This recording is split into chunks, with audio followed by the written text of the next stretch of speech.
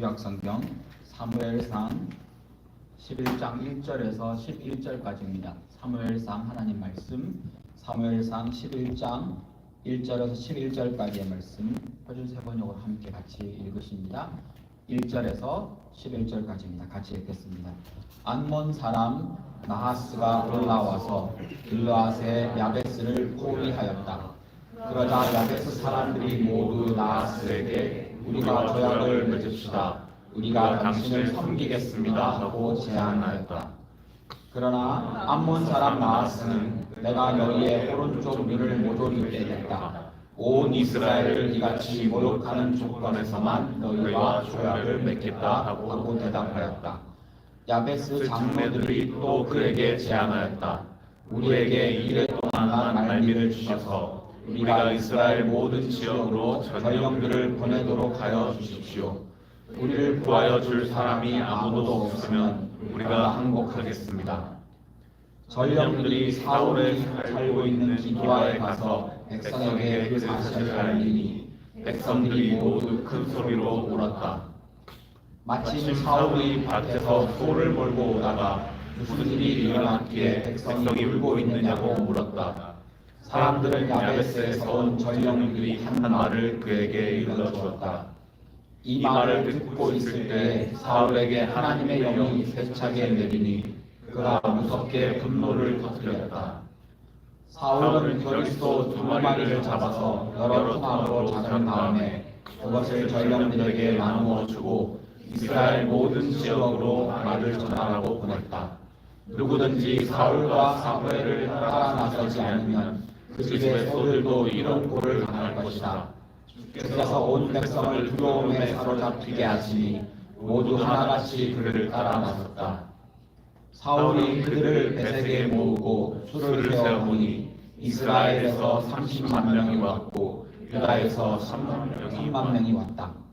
기브아 사람들이 야베스에서 온 전령들에게 말하였다.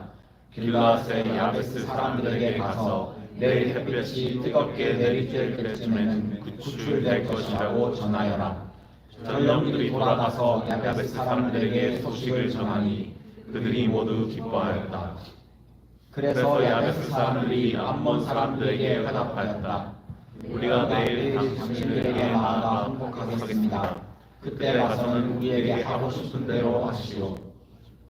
다음날 아침 일찍 사울은 군인들을 세 부대로 나누어 가시고 새벽녘에 적진 한복판으로 들어가서 날이 한창 뜨거울 때까지 암몬 사람을 쳐서 죽였다.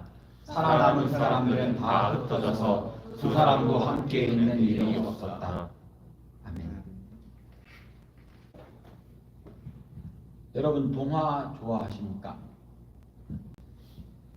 동화의 많은 동화들 여러분 읽으셨던 그 동화의 마지막이 제가 읽었던 동화는 이랬습니다. 그리고 그 주인공 누구누구는 행복하게 살았다. 이렇게 끝나는 해피엔딩 스토리가 참 익숙하고 저는 그런 해피엔딩 스토리가 좋습니다. 서양의 여러 동화들 원작은 조금 다를 수 있겠지만 물론 그것이 아이들이 읽을 수 있도록 조금 각색되었다는 얘기가 있습니다. 그렇다 할지라도 우리가 지금 대하고 있는 많은 동화들 행복으로 끝납니다. 그리고 행복하게 살았다. 오래오래 살았다. 신데렐라도 그렇고요. 백설공주, 잠자는 숲속의 공주, 라푼젤, 미녀와 야수뿐 아니라 한국의 전래동화도 이렇게 끝납니다. 흥부와 놀부, 홍지팥쥐, 해와 달이 된 오누이, 현우와 직녀, 장화홍련까지 마지막에 억울함을 풀고 나쁜 놈은 징계를 받고 벌을 받고 착하게 살았던 주인공은 보상을 받는다. 그리고 행복하게 살았다. 이 해피엔딩, 그리고 권선징악이 우리에게 참 익숙하고 기분이 좋습니다. 어린이뿐 아니라 이 어린이 이야기들뿐 아니라 여러분 좋아하시는 제가 좋아하는 영화들입니다. 영화들이나 드라마에도 반지의 제왕도 그렇게 끝납니다. 해리포터도 그렇게 끝납니다. 별에서 온 그대 드라마도 그렇게 끝납니다. 사랑의 불시착도 그렇게 끝납니다. 왕자의 게임도 그렇게 끝납니다. 그런데 우리는 알고 있습니다. 이 마지막 문장 그리고 그들은 행복하게 오래오래 살았다. 이 말이 마지막 문장이지만 이 말 때문에 기분이 참 좋아지지만 이 말이 그 이야기, 스토리의 주제는 아닙니다. 무슨 얘기를 하고 있습니까? 마지막에 이 문장이 나오기까지 그들이 행복하게 살기까지 그 전에 겪었던 힘든 일들, 어려운 일들, 슬픈 일들, 외로움들, 방해하는 사람들, 악당들을 만났지만 그것을 극복하고 이기고 승리해서 결국은 마지막에 이렇게 행복하게 살았다는 것으로 마침표를 찍고 있습니다. 좋은 선택을 했기 때문에 혹은 그들이 성실했기 때문에 이런 일이 있었다라는 말로 나오는 겁니다. 오늘 우리가 읽은 이 사무엘상 11장에 나오는 이 이야기도 마지막 부분에 11절을 보면 대승을 거둡니다. 이런 승리도 없을 겁니다. 다 완전하게 이겨서 두 사람이 같이 있는 골을 못 봤다는 겁니다. 정말로 시원한 결말입니다. 그런데 이 마지막 11절이 결론이 아니라는 겁니다. 이 마지막 11절이 이 이야기, 이 스토리의 주제가 아니라는 겁니다. 그러므로 이 본문을 읽으면서 이렇게 적용하면 안 됩니다. 그렇지, 우리가 예수 잘 믿으면 성공한다. 이게 아니라는 겁니다. 이 마지막의 결론이 아닙니다. 하나님을 신뢰하며 세상과 맞붙어서 전쟁을 하면 우리 이길 수 있다. 기도 열심히 하면서 신앙생활 잘하면 이 땅에서 높은 자리에 오를 수 있다. 이 본문으로 그 얘기를 하면 안 된다는 겁니다. 왜냐하면 이 본문의 주제는 그 얘기가 아니기 때문입니다. 본문은 그러면 무슨 얘기를 하고 있습니까? 11장 1절에서 11절에 나오는 가장 중요한 첫 번째 이야기는, 주제는, 메시지는 정체성을 잃은 신앙 공동체는 무너진다는 겁니다. 지금 이 얘기를 하고 있습니다. 정체성을 잃어버린 신앙 공동체, 사회 공동체는 어떤지 모르겠습니다. 그러나 본문에서 말하고 있는, 사무엘상에서 말하고 있는 이 중요한 주제는, 이 신앙 공동체는 정체성을 잃어버리는 순간 그냥 스스로 몰락해 버립니다. 누가 건드려서가 아니라 그 정체성이 그 신앙 공동체의 가장 중요한 핵심이기 때문입니다. 여기서 말하는 신앙 공동체는 본문에서는 이스라엘 백성일 테고요. 하나님의 백성 맞습니다. 거기다가 우리에게 적용한다면 교회도 똑같습니다. 교회가 외부에서 무슨 일이 있어서 무너지는 예는 단 한 번도 없었습니다. 역사 이래로 기독교는 핍박 때문에 무너진 적이 없습니다. 오히려 그 정체성을 잃어버려서 타락하고 문제를 일으켰습니다. 교회뿐이겠습니까? 우리 교회뿐 아니라 로고스도, 레마도, 혹은 여러분이 섬기고 있는 그 수많은 모임들과 소그룹 모임도 그 정체성을 잃어버리는 순간, 그 정체성을 잊어버리는 순간 그 모임과 그 신앙 공동체는 여지없이 무너지게 됩니다. 신앙 공동체를 무엇이라고 정의해야 되는가 라고 얘기한다면 창조주 하나님을 믿는 사람들, 혹은 하나님을 왕으로 영접한 사람들, 저 하나님에는 예수 그리스도도 함께 포함이 됩니다. 나의 구원자로 믿고 그분을 예배하는 공동체, 예배하는 사람들, 그들이 신앙 공동체입니다. 성경을 연구하는 많은 학자들이 이 신앙 공동체라고 부르는 이 공동체의 가장 중요한 두 가지의 핵심 가치가 있다고 말합니다. 성경이 말하는 신앙 공동체의 가장 중요한 핵심 가치는 퓨리티와 유니티입니다. 거룩함, 순결함을 의미하는 이 퓨리티와 혹은 하나됨을 의미하는 유니티가 교회 혹은 신앙 공동체의 가장 중요한 핵심 가치라고 표현을 합니다. 퓨리티는 하나님 앞에서 거룩하며 하나님 말씀에 순종하며 세상과 구별된 삶을 사는 사람들을 말합니다. 그런 사람들이 이 신앙 공동체의 구성원입니다. 이 이야기를 레위기 19장 2절에서는 거룩이라는 말로 표현합니다. 내가 거룩하니, 하나님인 내가 거룩하니, 너희들의 주인인 내가 거룩하니 너희도 거룩하다. 교회가 이 퓨리티를 잃어버리면, 교회가 이 퓨리티를 잊어버리면 교회는 교회로서의 기능과 교회로서의 특성과 교회로서의 역할들을 못하게 됩니다. 유니티도 똑같습니다. 이 하나됨, 연합, 이라는 것은 서로 사랑하며 서로 연합하여서 모이고 서로에게 샬롬을 끼쳐주고 서로 용납하고 서로 도와주고 형제자매를 서로 사랑해주는 관계에 대한 용어입니다. 로마서 12장 4절 5절에 보면 이 관계를 하나의 몸, 그리스도의 몸이라고 표현합니다. 하나입니다. 이 두 가지 퓨리티와 유니티가 신앙 공동체, 우리로 얘기하면 교회 혹은 여러분이 모이시는 그 소그룹, 로고스, 레마가 퓨리티를 잃어버리든지 유니티를 잃어버리든지 둘 중에 하나만 문제가 생겨도 그 공동체는 공동체로서의 정체성을 잃어버리게 되는 겁니다. 퓨리티, 이 이야기를 할 때 말씀 혹은 그 말씀에 대한 순종, 예배, 이 퓨리티가 없으면 서로서로 관계에 대한 이야기입니다. 유니티가 위험해집니다. 교회에서 하나님에 대한 말씀, 하나님에 대한 예배가 제대로 작동하지 않으면, 제대로 이루어지지 않으면 아무리 모여도 그게 아무것도 아닐 수 있다는 겁니다. 구체적인 예를 들면 이런 겁니다. 여러분이 조모임을 하고 여러분이 소그룹 모임을 하는데 거기에 모여가지고 정말 분위기가 좋습니다. 서로서로 친하고 농담도 잘하고 맛있는 것도 많고 모일 때마다 즐겁습니다. 그런데 거기에 말씀이 없으면 한 번, 두 번, 세 번 지나면서 그 모임은 위험해집니다. 말씀 없이 재밌기만 하면 말입니다. 교회가 거룩함을 잃어버리면 세상 모임과 똑같아진다는 이야기입니다. 그러면 유니티가 없으면 어떻게 됩니까? 사랑이 없으면 퓨리티가 날카롭고 딱딱해집니다. 모이는 이 하나됨에서 서로 사랑하고 용납해주는 것 없이 서로 품어주는 것 없이 진리만 세우고 말씀만 강조됩니다. 그럼 올 때마다 그 하는 말이 찔리고 아픕니다. 누구도 보듬어주는 사람이 없습니다. 누구도 함께 모여 품어주는 사람이 없습니다. 그러면 모임 갈 때마다 아프고 책망받는 것 같고 힘이 든다는 겁니다. 오히려 그 진리가 내 마음을 자유하게 하는 것이 아니라 많은 경우 그 진리 때문에, 그 말씀 때문에, 그 거룩함과 경직된 예배 때문에 교회가 배타적이 되어가고 서로를 정죄하는 모임이 되어가며 차가워지고 편을 가르고 분열하여 흩어지기 시작합니다. 그러므로 퓨리티와 유니티 어느 것도 놓을 수 없습니다. 신앙 공동체 이스라엘은 하나님과 언약을 맺었습니다. 그래서 출애굽기 19장 6절에 보면 하나님이 이스라엘 백성에게 너희는 나를 섬기는 제사장 나라가 된다. 하나님이 이스라엘 백성을 제사장의 나라로 세우셨습니다.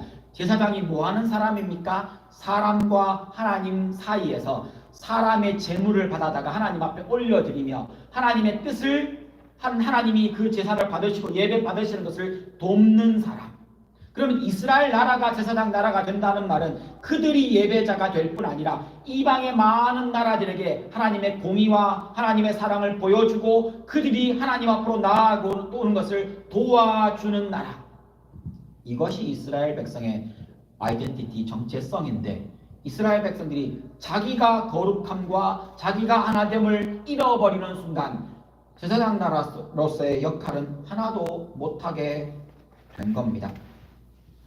많은 나라들이 하나님 앞에 나와 하나님의 헤세드와 하나님의 에메트를 보고 이스라엘 백성을 통해 보고 듣고 경험해야 하는데 이스라엘 백성을 가까이 했더니만 그들이 하나님을 모릅니다. 이런 말입니다. 누가 우리 교회에 왔는데 우리 교회에 왔더니만 우리 교회에서 하는 모든 이야기가 예수 얘기는 없고 복음 얘기는 없고 성경 이야기가 하나도 없다면 그 사람이 교회에 왜 나오는 겁니까? 혹은 그 사람이 교회에 와서 하나님 말씀을 듣고 복음을 듣고 성경 공부를 했는데 교회 사람들이 모여 앉아가지고 하는 이야기가 다른 사람 뒷담하고 다른 사람 정죄하는 이야기만 잔뜩 늘어놓는 모습을 본다면 그 사람은 이 교회에 와서 무엇을 느끼고 배우겠냐는 겁니다. 두 가지 중 어느 것도 놓칠 수 없는 일이지만 이스라엘 백성은 이 두 가지 다를 놓친 겁니다.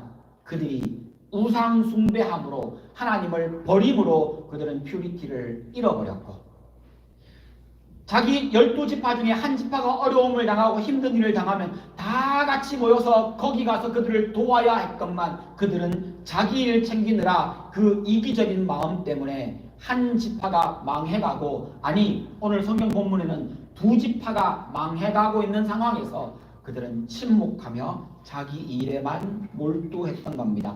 그러니 망해야지요. 그런 공동체, 그런 신앙 공동체는 스스로 망해야 하지만 또한 망해야 합니다. 더 이상의 이 땅에서 제사장 나라가 아니기 때문입니다.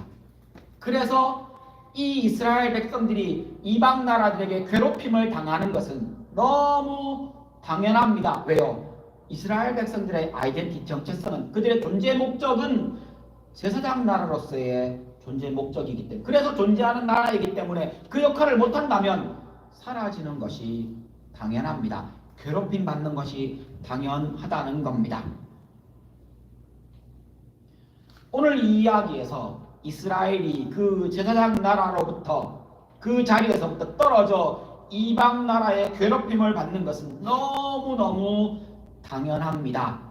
이건 힘센 나라가 약한 나라를 괴롭히는 이야기가 아닙니다. 여러분 성경의 사사기와 사무엘상과 역대상하를, 역사의 기록들을 보시면서 그렇지 힘센 나라가 힘 약한 나라를 점령하고 잡아먹고 괴롭히지, 이게 우리가 보는 세상 나라의 역사이겠지만 성경의 역사는 그것이 기록된 것이 아닙니다. 그 얘기를 하고 있는 게 아니라 하나님의 백성 신앙 공동체가 그들의 퓨리티와 그들의 유니티를 잃어버렸을 때 어떻게 되는지를 말해주고 있는 겁니다. 구약 고대 사본들 중에 우리가 읽은 이 본문 말씀 이 앞절 1절 앞에 보면 구약 고대 사본 중에 사해사본이라는 사본이 있습니다. 이게 표준 세번역에는 혹시 여러분이 성경책을 나중에 확인해 보십시오. 표준 세번역본에는 그 1절 앞에 각주로 1번이라고 붙어 있고 이런 내용이 사해사본이 있다고 적혀 있습니다. 이런 내용입니다. 암몬 족속의 나하스 왕은 갓 사람들과 르우벤 사람들 두 지파입니다. 그리고 므낫세 반 지파가 요단 동쪽에 살았습니다. 이 두 지파, 갓 지파와 르우벤 지파들을 가혹하게 억압하였다. 두 지파 사람들의 오른쪽 눈을 다 도려내고 어느 누구도 이스라엘을 구해내지 못하게 하였다.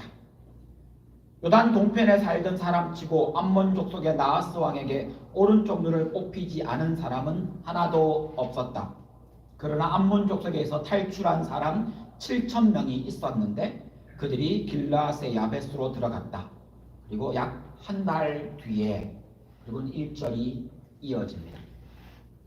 우리가 읽은 개역개정이나 우리가 보는 성경 말씀에 이 말씀이 직접 이렇게 표시되어 있지 않지만 배경을 이해하는 데는 도움이 됩니다. 그리고는 1절입니다. 암몬 사람들이 한 달 뒤에 길라앗 야베스까지 쫓아옵니다. 요단강을 건너왔다는 겁니다. 야베스 사람들은 조공을 바치겠다고 제안합니다. 당신을 섬기겠습니다. 2절에 하지만 암몬 사람들은 이스라엘을 모욕합니다. 여러분 이쯤 되면 한 민족인 한 나라인 이스라엘의 다른 지파는 뭐하고 있었던 겁니까? 전혀 아무런 언급이 나오지 않습니다. 3절에는 고민을 하고 협상을 다시 시도하지만 답이 없습니다. 그리고는 4절에 동쪽 이스라엘 백성들이 이 소식을 듣고 큰 소리로 울기 시작합니다. 나하스가 이끄는 암몬 족속에게 대항하지 못하고 겁에 질려버렸습니다. 여러분이 이 이야기를 세상의 역사책하고 좀 다르게 보아야 하는 부분이 이 부분입니다. 하나님의 백성이 하나님의 백성으로서의 정체성을 잃어버리면, 그러면 마태복음 5장 13절에 나오는 것처럼 그 거룩함과 하나됨을 잃어버리면 세상 사람들에게 더 무시당하고 더 밟히게 될 것입니다. 우리는 힘을 키워서 이 땅에서 성공하고 두각을 나타내는 사람들이 아닙니다. 하나님의 백성, 하나님의 신앙 공동체는 능력으로 그들에게 어필하는 것이 아닙니다. 우리는 복음으로, 퓨리티로, 우리는 사랑으로, 유니티로 그들에게 우리의 정체성을 드러내 보이는 사람들입니다.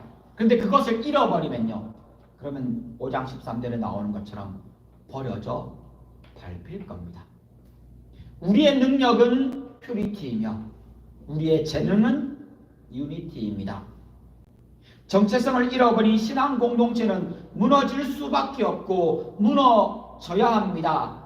그 모임은, 그 신앙 공동체는 세상에 짓밟히는 것이 너무 당연합니다.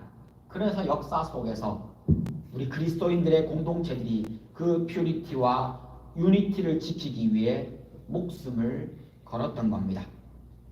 하나님은 이 문제를 어떻게 해결하십니까?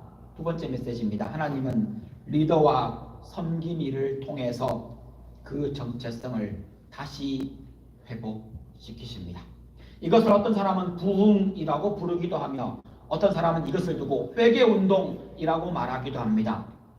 그러나 분명한 것은 그 과정을 통해서 내가 누구인지, 내가 어디로부터 왔는지, 내가 누구의 백성인지를 회복시키십니다.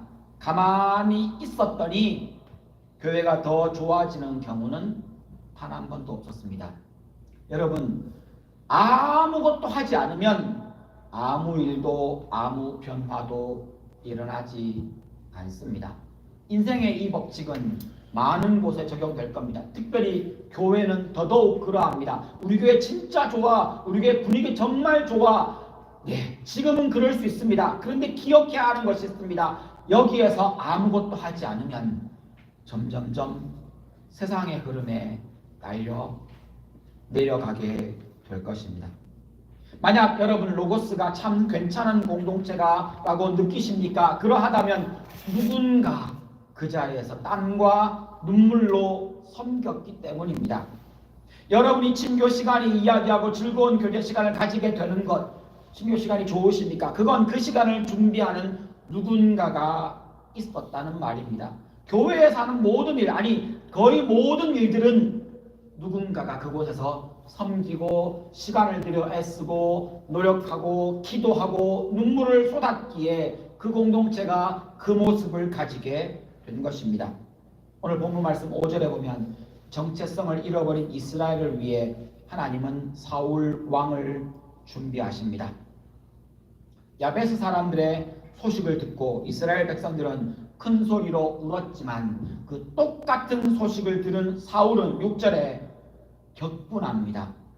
그 분노는 하나님의 성령이 주시는 분노였습니다.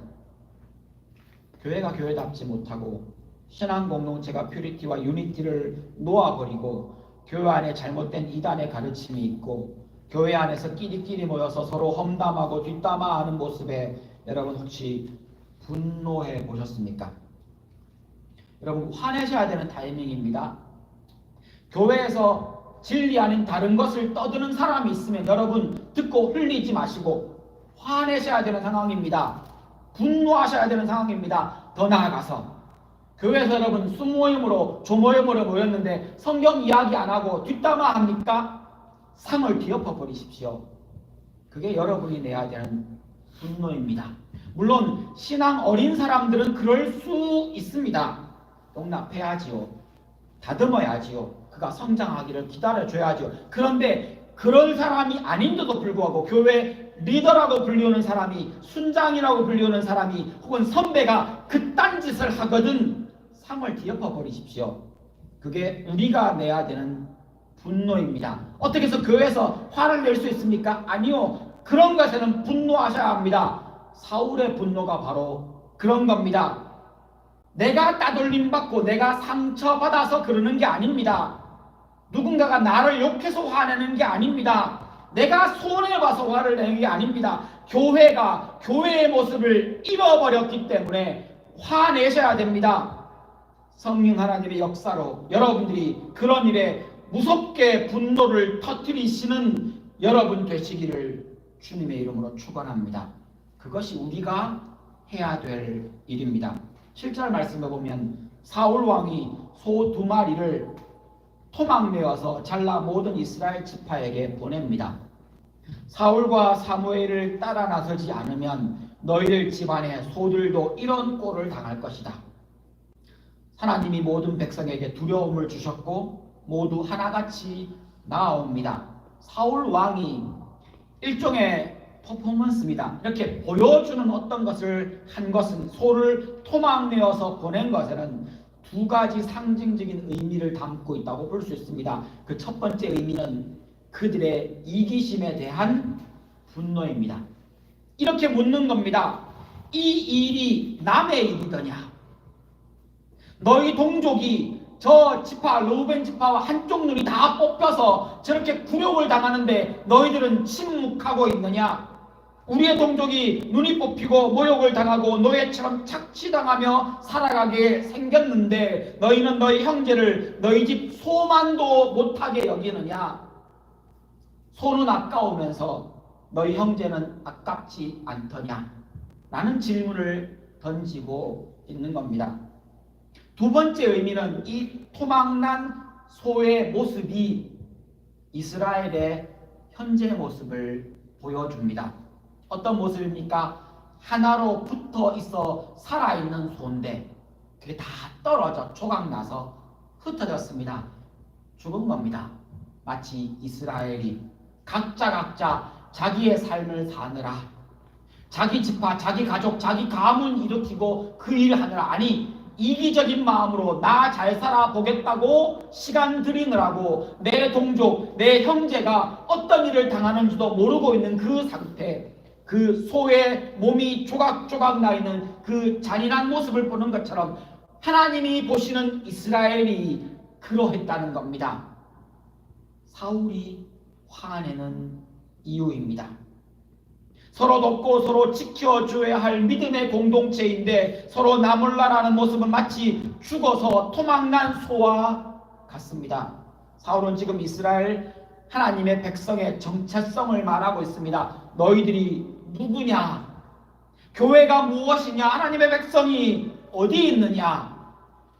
정죄하고 미워하고 얼굴 보기 싫어하고 같은 소그룹에 들어가고 싶지 않아 다른 조를 짜달라고 요구하고 뒷담화하고 험담하는 너는 누구냐? 여러분, 교회 안에서 이런 일이 생기면 신앙 어린 사람이 이러시면 좀 봐주십시오. 그런데 나이도 먹을 만큼 먹었고 신앙생활도 했다는 사람이 이런 짓거리를 하면 불같이 화를 내십시오. 여러분, 그러셔야 합니다. 교회는 그것을 허용하는 순간 무너지기 시작합니다.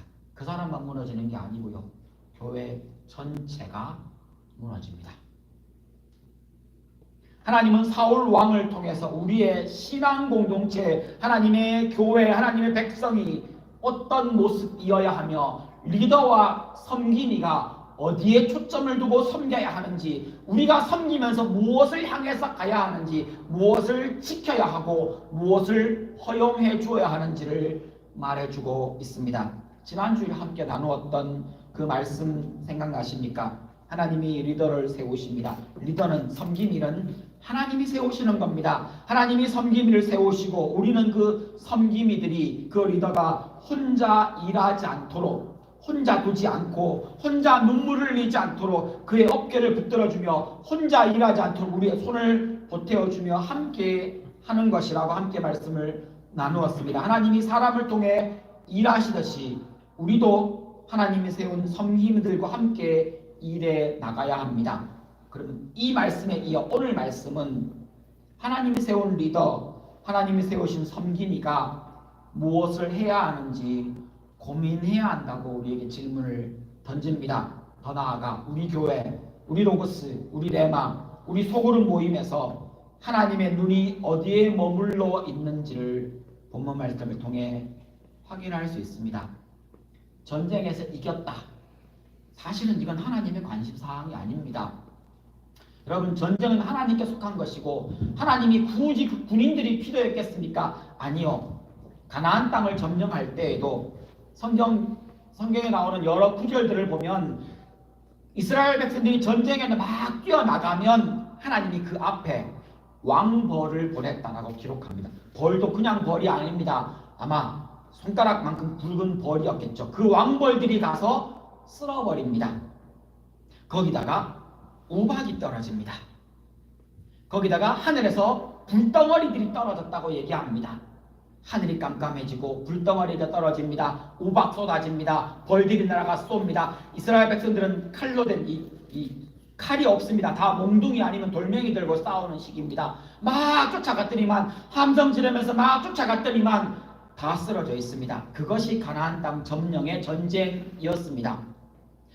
우리가 우리의 힘이 하나님의 일을 하는데 사실은 요만큼의 도움이 실질적으로 되느냐고요? 아니요. 하나님의 능력은 우리 없이도 다 이루십니다. 그런데 하나님의 일하는 방법은 굳이 우리와 함께 일하시기를 원하십니다. 네가 와서 손 한번 보태라. 우리가 손 한번 대는 순간 그 일이 이루어집니다. 내가 그 일에 대한 능력이 있어서가 아니라 하나님의 일하시는 방법입니다. 내가 손대는 순간 하나님이 그 일을 이루시며 잘했다, 잘했다. 우리가 한 게 뭡니까? 그냥 손 한번 얹은 겁니다. 교회 일도 하나님 나라 일도 다 그런 식입니다. 하나님의 일하는 방법은 하나님의 그 대단한 일, 놀라운 그 일에 우리가 손 한번 보태서 그 일을 함께 이루어 나가고 지난 다음에 하나님이 다 이루셨지만 수고했다, 잘했다, 그걸로 상 주시고 칭찬하시고 그것으로 하나님 나라의 백성으로서의 자부심과 명예를 안겨주십니다. 그러면 우리가 받은 그 면류관, 명예의 면류관을 요한계시록에 보면 이렇게 표현합니다. 하나님이 마지막 날에 우리에게 주시는 면류관을 씌워주시는데 면류관을 받은 하나님의 백성들이 하나님 앞에서 그 면류관을 벗어서 하나님 앞으로 던집니다. 하나님 위대하십니다. 하나님 놀라우십니다. 그 명예의 상징, 나의 명예, 그 받은 상마저도 하나님의 영광을 위해 던집니다. 하나님 놀라운 분, 하나님 위대하신 분, 하나님이 다 하셨습니다 라고 고백하는 것이 하나님과 우리 사이에 일어나고 있는 일입니다.